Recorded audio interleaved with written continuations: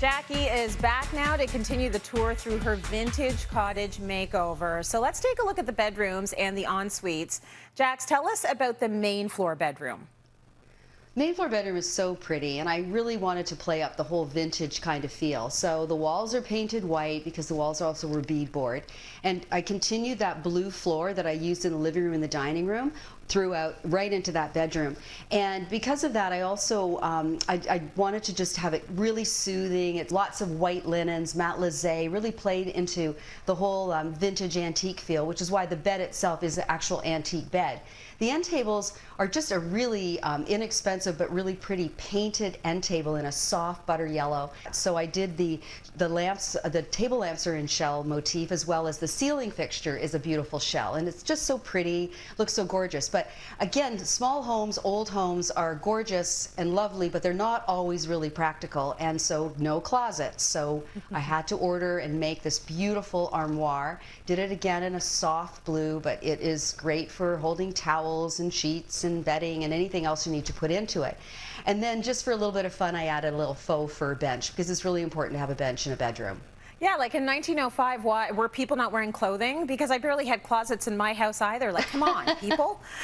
So I love that you've done that. Yeah, that's great. And I would totally take a nap in that space. So I hear there is an ensuite. Tell us about that.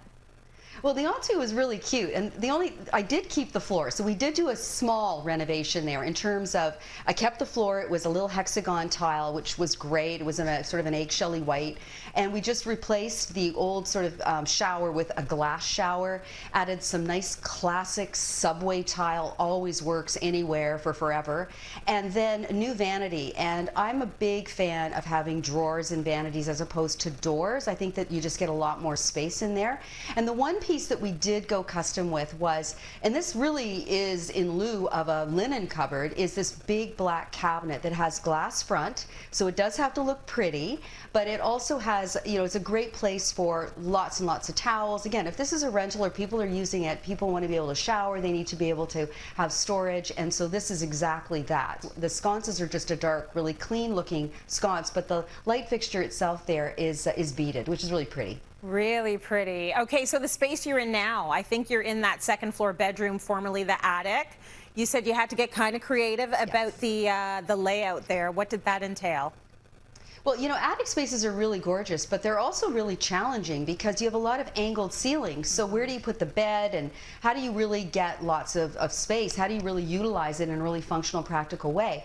And so one of the very first things I had to do was find closet space. So there was this really cool little, like kind of almost like a little angled wall. And what I did is that's where I put drawers, and I customized it. We really had to customize the space to maximize the use of it, but I really needed hanging storage, and so this little area has hanging storage as well as drawers, so that was really, really important.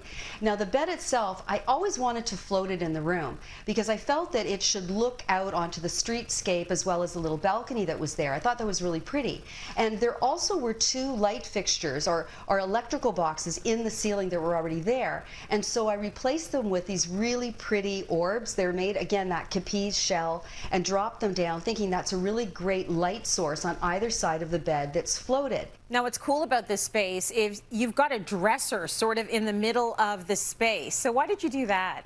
I know it looks kind of strange, but it makes a lot of sense. So the dresser acts actually, as well as storage, it acts as a headboard because I wanted to float the bed in the middle of the room. I was also able to do two end tables, and so I dressed the bed with lots of white linens again, some pillows that were greens and blues, really played with that. And then in one of the corners, there's actually a skylight, and so I put a chaise lounge, and I used a ticking fabric, and it's a great little reading alcove if you want to have a cup of coffee or just curl up here for an afternoon, so it's perfect. I love that idea. Okay, finally, the attic bedroom also has an ensuite, so walk us through that. So you know what, this was a really great little space. It did not need any kind of reno. We basically repainted it. We didn't have to replace anything, and I just styled it with lots of fresh towels and flowers and just made it look really pretty. But you definitely do need a little ensuite when you're this far away from the rest of the house. Absolutely. Okay, now take us outside because there's a bonus. There's a second floor balcony. Tell us a bit about that.